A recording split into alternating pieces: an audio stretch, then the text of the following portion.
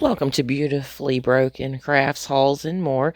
Today I have a craft video for you guys. So DIY, but number one is going to be a to-do list. I made this out of two Dollar Tree Easter signs I had left from this. I think these are from this past Easter. I'm pretty sure they are. So as you can see, I just took off the galvanized,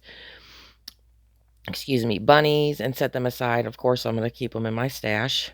And then I sanded off all of the glitter that Dollar Tree loves to put on their signs. Well, as much of it as I could at least, into that bin. That way it wasn't going everywhere in my dining room. I then took my Surebonder glue gun and some jumbo Walmart craft sticks and glued those onto those pictures to make it into one large one. I flipped it over, scraped the excess hot glue off, and then I filled in that line and the holes that were there from the previous hanger from the jute cord with some lightweight spackle from Dollar Tree. While that was drying, I measured out some 5-gallon paint stir sticks that I had on hand from Walmart. I think I got 3 for like 97 cents or something like that. And I did use my miter saw. I don't know if you guys can see it behind the paint over there, that yellow plastic under the sign that's waiting for the spackle to dry. So while that was drying, I sanded those paint stirrers down and then vacuumed up the mess with my little ladybug that I got off Amazon. And then I used Waverly white chalk paint and the Waverly antique wax to stain these, I guess you could call it, in paint. When I mix these two colors together the way I am, I get a really pretty, almost like a chocolate milkshake color. I don't know. You'll see in the finished part. I really like the color that comes out. So I put a layer of the antique wax on, a layer of the white Waverly chalk paint while the antique wax was still wet, and then I added some antique wax on top of the white.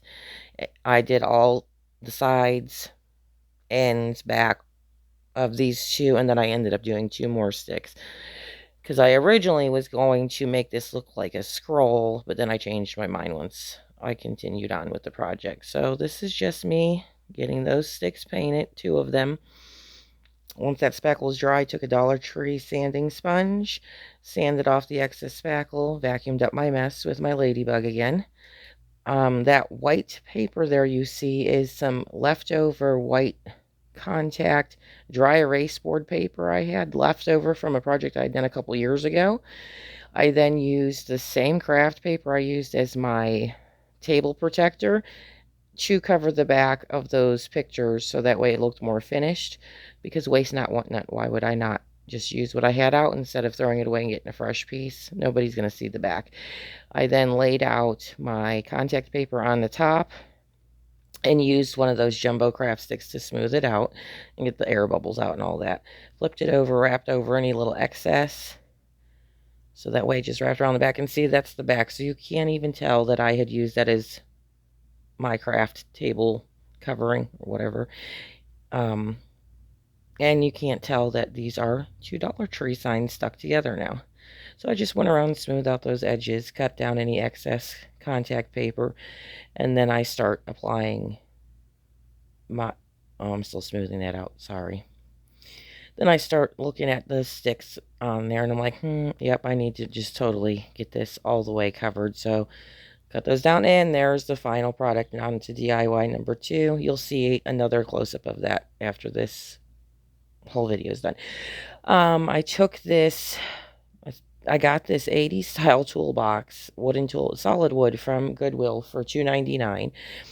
I filled in the heart with the spackle, the lightweight Dollar Tree spackle, because I'm not into that. That's not my style.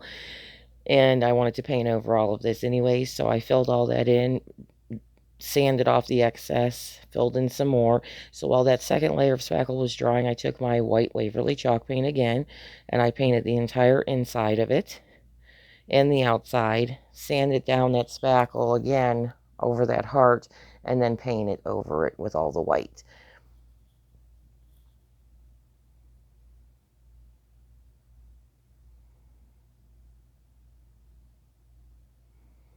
Yeah, this was a bad shot, but I got rid of it. Anyhow, so after that all dried, I took this really pretty tissue paper I found at Dollar Tree, and I cut it down to size to fit kind of like the middle all the way around this toolbox.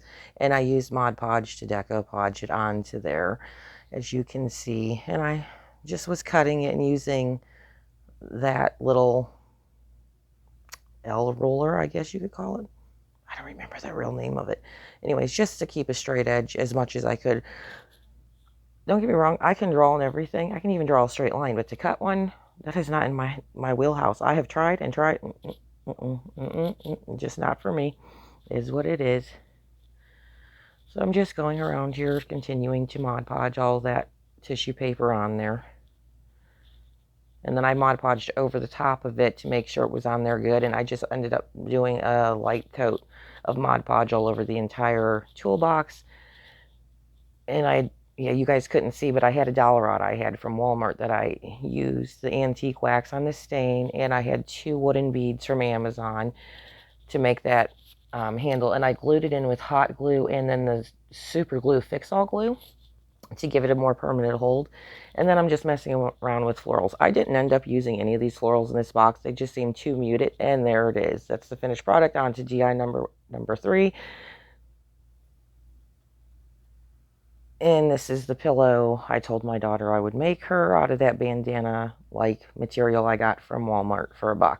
So the first thing I did, excuse my chubbiness in the background, I was in my workout clothes still.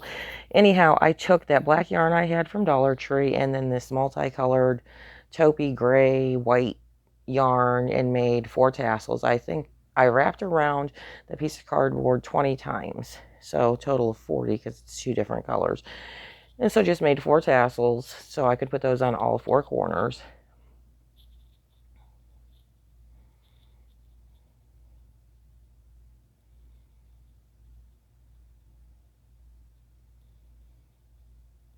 And cut off the excess yarn hanging at the bottom if some of it was too long, just so it was kind of evened out at the bottom.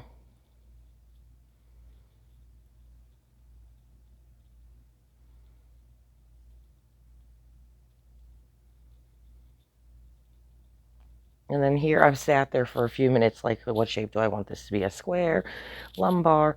I kind of settled on a smaller version of a normal bed pillow, like a full-size pillow, just because I had used my Easy Press to iron out the wrinkles of this material, and I used the Stitch Witchery tape to get the fabric together.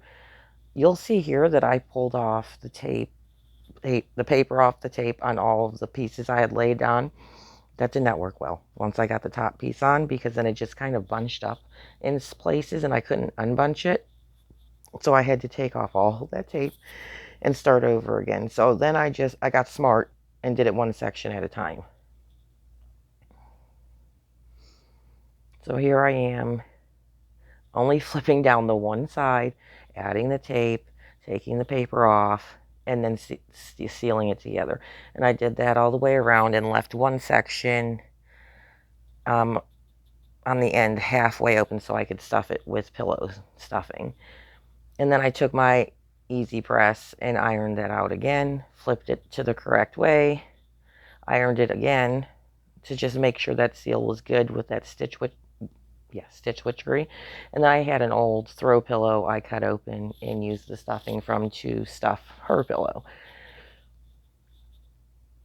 And I'm sorry I'm out of frame here. I didn't realize it until I was doing all this editing. And mind you, this is my first time editing any videos, and it is a learning curve. It is a learning process, that is for sure. For sure. But I debated on sewing the end clothes that I had open with the yarn, and then I was just going to do all these little fancy things, and I was like, nope, I'm not doing this. Nope, I'm not doing that. I ended up just getting my hot glue gun out and hot gluing that seam shut and hot gluing her tassels in all 4 corners. I debated on tufting a bead in the middle of it to look like a button, but the end result was less is more, and she loved the pillow the way it turned out, and you guys are going to see it here in a second.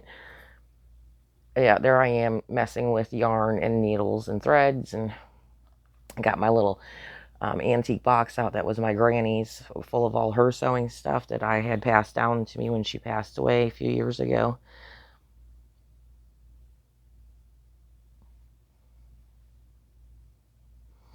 And I just gave up. Final reveal of this. There you go.